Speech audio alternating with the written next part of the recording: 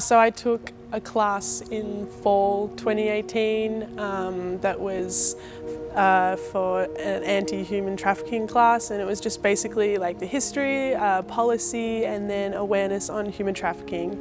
And actually Betty Ann was one of the guest lecturers for the class, and when I heard her voice, I was like, I know that voice. And she was an announcer for one of our games, and I was like, wow, I had no idea that she was a part of this huge organization and that she's an advocate for this. I'd really like to do more and know more about it. So I had a conversation with Betty Ann after the class, and I kind of got to talking about trying to get a human trafficking awareness game. And you know, we spoke to the athletic department, and everyone was really helpful and really excited about doing this, because I think it's a really important issue to talk about. And being able to do this as an athlete and with the platform that I have is something that I'm really grateful for. Human trafficking is considered to be the fastest growing criminal activity in the world, and for people to understand that that means it's actually touching down here in the Bay Area is something that can make them feel really vulnerable. So we actually recognize that in our work we help people kind of identify or actually overcome 4 different myths, right? That human trafficking doesn't just happen to girls, it's happening to boys.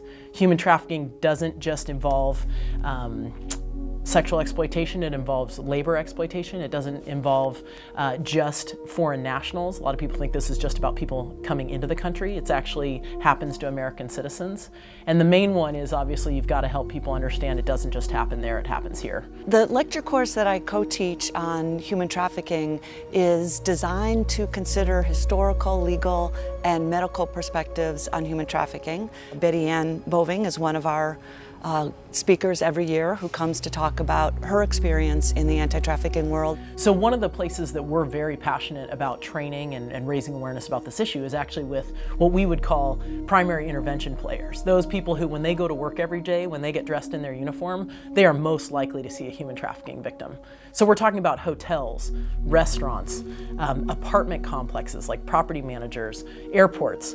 When those people are going to work every day, there is a good chance they may encounter somebody who is a human trafficking victim. And so one of the things we think about is, what do they need to know so that they could be helpful in that situation?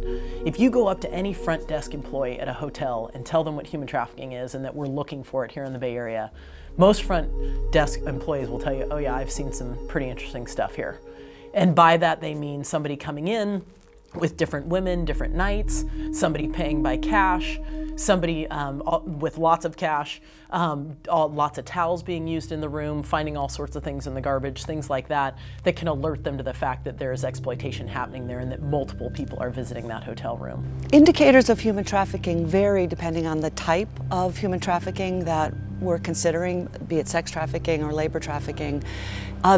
Some of the indicators for sex trafficking, for example, are seeing young women who don't seem to know where they aren't in control of what they're doing. Maybe someone else who is older and probably, but not always male, is speaking for them.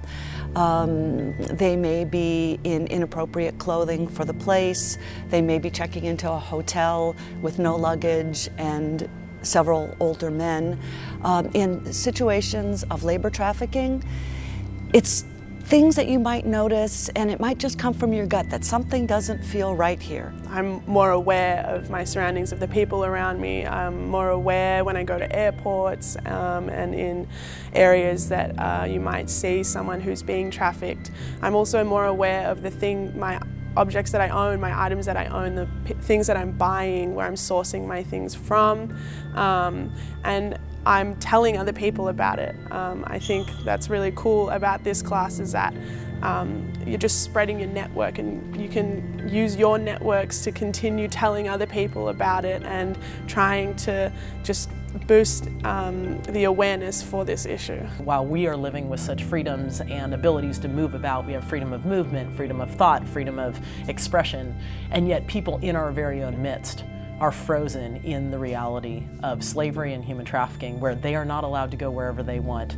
They have somebody controlling their time, what they eat, where they sleep, and that's happening right here. And so we often then can move to a place where we say, well, then this has got to be a law enforcement response, right? You need law enforcement to find these folks and arrest the bad guys and set these people free. But human trafficking is hidden in plain sight. What happens with it is it's in our neighborhoods, and yet it takes everyday citizens of just noticing patterns of life that all of a sudden when something is a little bit awry, that's where tips come from that then law enforcement can really act on. So we always encourage people to have the National Human Trafficking Hotline number in their phones. The number is 888-373-7888. Call the hotline, call 911, ask questions, never putting yourself in harm's way, but understanding that what you're seeing can actually make a difference to set someone free.